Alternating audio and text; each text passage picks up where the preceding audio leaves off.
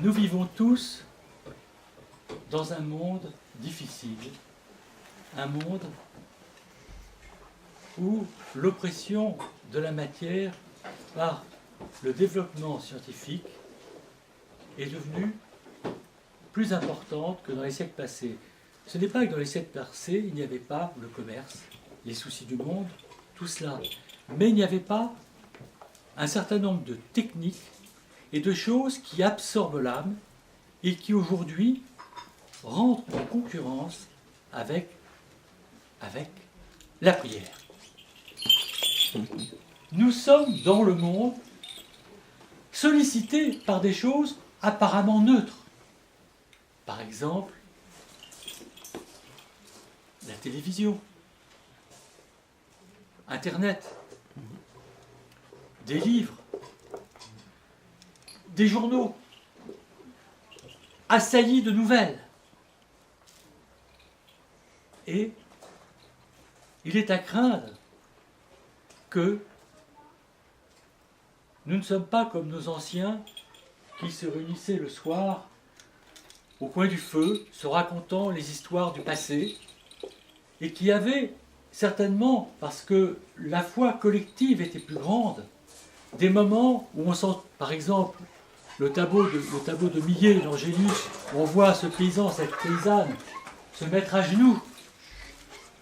La vie était ponctuée par la prière. Mais aujourd'hui, telle n'est pas notre vie. Nous nous laissons asphyxier spirituellement. La séduction du monde est montrée par le Christ dans la parabole du semeur, que je ne vous raconterai pas en entier, mais nous entendons les graines qui tombent dans les épines, et la graine commence à pousser, donne un fruit, et puis les épines l'étouffent. Et il dit, ce sont les soucis du monde qui étouffent cette parole qui est reçue. Les soucis du monde ont toujours existé à l'époque du Christ. Il y avait des riches qui se souciaient plus, comme le jeune homme riche, qui, bien qu'étant très pieux, est certainement un homme de prière, mais au moment où le Christ lui dit, comme à un apôtre, viens et suis-moi, il dit ça qu'à ses apôtres, le Christ, viens et suis-moi, à ses disciples. Et il ne le dit pas, il l'a dit à très peu de monde. Il le dit à cet homme, et cet homme était accablé par ses grandes richesses et ne peut se rendre à l'invitation du Christ. Dans l'invitation au festin, nous avons également ceux qui disent « Ah non, moi je ne peux pas me rendre, j'ai un autre mariage pour le festin de noces. Je refuse le mariage nuptial, l'union avec le Christ dans la prière, parce que j'ai autre chose à faire. Peut-être quelque chose de très bien, peut-être quelque chose de juste sur le plan humain, peut-être même une œuvre charitable. Mais, comme le dit saint Séraphin de Sarov, même les vierges folles faisaient la charité, mais pas au nom du Christ. Elles croyaient qu'elles faisaient au nom du Christ, mais elles avaient oublié la prière. Et sans la prière, et sans l'obéissance intérieure, nos œuvres sont vaines. Il y a celui qui cultive un autre champ, qui dit « je ne peux pas, je cultive un champ ». Il cultive le champ de ce monde, alors que Dieu lui demande de labourer par le socle de la prière du nom de Jésus son cœur pour y faire pousser la vie en Christ. Il y a celui qui dit « Mais non, je ne peux pas, je viens d'acquérir 5 paires de bœufs ». 5, c'est le chiffre des sens de l'homme. C'est celui qui multiplie les efforts humains par d'autres efforts humains, en pensant même qu'il servira à Dieu en faisant davantage. Mais c'est mon devoir, mon Seigneur. Mais c'est mon devoir, mon Père. Je dois nourrir ma famille. Donc je ne peux pas venir le dimanche parce que j'ai encore tous mes comptes à faire. J'ai trop de choses à faire. Et moi, je dis à celui-là, et j'en ai connu, même des prêtres qui étaient comme ça, qui étaient dans la vie sociale et qui ne comprenaient pas qu'il y avait quand même le jour du Seigneur où il fallait venir servir le Christ. Et qui me disait, mais non, moi je dois nourrir mes enfants, c'est une responsabilité que j'ai devant Dieu. Et je lui dis, ça veut dire que tu poses le matériel comme le socle de la sécurité de ta vie, alors que si tu posais le Christ, tu transfigurerais ton matériel. Eh bien, ce que j'essaie de vous dire, quand je regarde la vie, et je lis souvent, et je vous assure que quand je lis, je ne peux pas m'arrêter de pleurer tellement leur vie est parfaite et la mienne, ma vie est imparfaite. Je lis la vie des moines du Montatos. Oh, je lis la vie de certains moines du Montatos qui n'ont même pas le confort d'un monastère et d'un repas qui leur est servi tous les jours, où ils n'ont pas à s'occuper de ça. Je vis de ceux qui viennent prendre le pain que n'ont pas mangé les autres moines, qu'on fait sécher à leur intention, et qui se nourrissent toute l'année que de pain. Et ils prennent un pinceau, et les jours où il n'y a pas de carême, ils mettent une petite croix d'huile dessus pour dire je romps le jeûne en mettant un peu d'huile sur ma nourriture.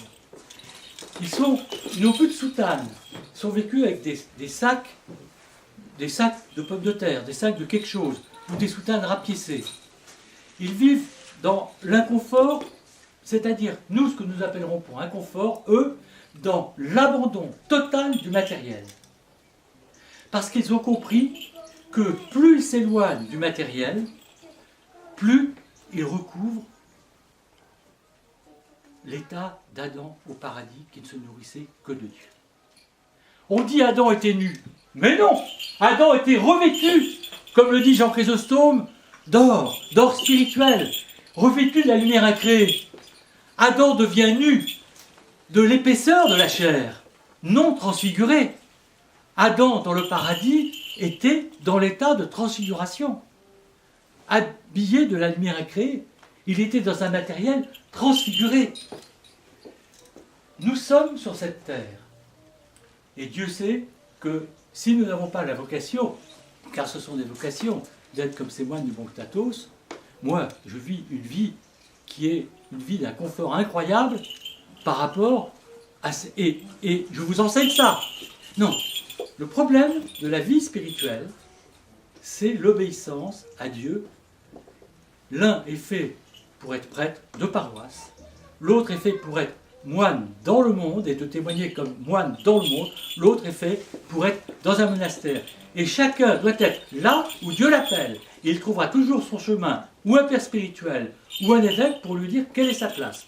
Et on ne doit pas discuter la place que Dieu nous donne. Mais en dehors de ça, il y a une chose très simple, et c'est l'enseignement génial de Saint Séraphin de Sarov. Saint Séraphin de Sarov nous donne une solution spirituelle à toutes nos difficultés. Il dit même, si vous êtes malade, vous ne pouvez pas vous déplacer à l'église, qu'est-ce qui vous empêche de prier? Qu'est-ce qui vous empêche de prier en faisant un travail? Un père du désert disait, que tu manges, que tu dormes, que tu fasses n'importe quelle activité, si tu as installé la prière en toi, c'est-à-dire si l'Esprit Saint vient en toi, tu ne cesseras de prier. Je dors, dit le psaume, et mon cœur veille. La prière est notre respiration spirituelle. Moi, je veux vous dire, je me sens un sous-marin dans le monde, et de temps en temps, je fais surface pour prendre l'air, pour prendre la lumière, etc. Puis je replonge avec ma bouffée d'oxygène dans le monde. Mais au fond, moi, ma vocation de sous-marin, c'est d'être toujours en surface. Eh bien, essayons d'être en surface. Nous sommes dans ce monde. Mais nous pouvons faire surface beaucoup plus souvent que nous y pensons, en ponctuant notre journée par des moments de prière. Nous avons une difficulté. Au fond, je vais vous donner une recette simple. Nous avons des difficultés. Nous pouvons affronter cette difficulté en athée, sans Dieu, en victime, en disant « j'ai entendu ça tellement de fois, qu'est-ce que j'ai fait au bon Dieu pour qu'il m'arrive ça ?» Catastrophe spirituelle, cette phrase. Et elle est dans beaucoup de bouches. Non. Seigneur, la croix fait partie de la prière. Les épreuves font partie de la prière. C'est parce que nous ne transformons pas en prière notre quotidien. Quand vient une épreuve, c'est une prière que le Christ nous invite à partager sa passion dans cette prière. Je lisais un texte de la sœur de Louis-Philippe. Je lis beaucoup d'histoires. Et la sœur de Louis-Philippe a eu une épreuve que je ne raconterai pas parce que c'était une épreuve pour elle. C'est une femme qui vivait dans un confort inouï. La sœur de Louis-Philippe vivait comme une reine. Et elle écrit à Louis-Philippe, en parlant de cette épreuve, « Je l'offre au Christ sur la croix. J'ai pleuré en lisant ce texte. Cette catholique, qui ignorait toute l'orthodoxie, disait la phrase la plus juste, qui justifiait toute sa vie, et que derrière même un confort apparent, il peut y avoir l'épreuve, et l'offrande à Dieu de cette épreuve. Nous sommes le dimanche de la croix. Ne soyons pas athées dans nos soucis, ne soyons pas athées dans nos épreuves. Rapportons-les à la croix du Christ qui souffre par amour pour nous. Transformons en prière, en offrande, ce qui nous arrive. Nous ne choisissons pas ce qui nous arrive. Nous pouvons choisir comment le vivre. C'est ce choix qui peut transformer notre vie en vie transfigurée.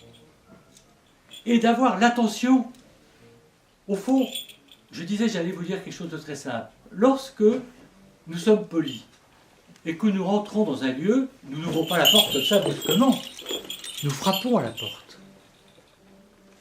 Frappons à la porte de Christ dans chaque action que nous allons faire. Seigneur, et non pas est-ce que je peux rentrer, mais est-ce que tu peux rentrer dans cette pièce dont je vais franchir le seuil? Est-ce que tu peux rentrer dans mon travail, qui est un lieu de labeur et difficile? Est-ce que tu peux rentrer dans cette conversation que je vais avoir avec ce frère et cette sœur avec qui j'ai une grande difficulté? Je frappe à ta porte. Mais quand le Christ dit frappez, on vous ouvrira, ça veut dire priez, on vous ouvrira. Ça ne veut pas dire autre chose. Frappez à la porte du Christ dans chaque instant de votre vie. Ne soyez pas des asphyxiés dans ce monde. Parce que ce monde, ce n'est pas par la parole. La parole est donnée à certains comme don et pas à d'autres. Mais les plus beaux exemples, c'est quand Abbas Antoine réunissait plusieurs personnes, plusieurs moines qui venaient le voir. Et j'ai plus le souvenir de ce moine en particulier, peut-être c'était Abbas Agathon. Il y avait un des moines qui ne lui posait jamais de questions et qui ne disait rien. Et il lui dit, mais bien entendu, Abbas Antoine connaissait la réponse. Pourquoi tu ne me poses jamais de questions et que tu ne dis rien? Mais il suffit que je te voie, que je te regarde, pour être enseigné, pour voir le Christ. Eh bien, il y a ce témoignage du silence des œuvres. Si votre cœur est rempli d'amour, de l'amour du Christ, ça se voit. Ça n'a pas besoin de paroles. Vos actes seront prières. Si vous priez pour votre ennemi qui vous persécute, vous n'avez pas besoin de parler. Vous n'avez pas besoin de lui dire que vous le comprenez, que vous lui pardonnez. Peut-être que vous n'en êtes d'ailleurs pas capable. Et peut-être que ça va le blesser de lui dire ça. L'important, c'est l'être. L'hypostase transfigurée par le Christ.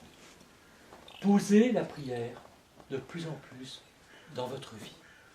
C'est ça la chose la plus importante. Je ne peux pas vous dire plus que ça, parce que sans la prière, nous mourrons asphyxiés spirituellement. Je terminerai par ceci. C'est une interprétation des pères, notamment de saint Simon le théologien. Bon, je l'ai déjà faite ici souvent. C'est la parabole des vierges folles et des vierges sages. Les vierges folles, disais-je tout à l'heure, sont vertueuses, mais sans prière. Les vierges sages ont l'huile de l'onction, l'huile de la grâce qui est la prière. Si vous avez la grâce en vous, le royaume des cieux est en vous. L'Esprit Saint au royaume, c'est un synonymie chez les pères. Quand nous disons que ton règne arrive, les pères ont toujours interprété que ton Esprit Saint arrive. Règne, basiléa ou royaume, c'est la même chose. Quand ces saintes vierges sages avaient en elles, par la prière, la grâce de la prière, l'huile de la prière, la présence du royaume. Aussi, quand la porte de la mort se ferme, la porte du royaume se ferme, la porte de la salle de noces, sont-elles déjà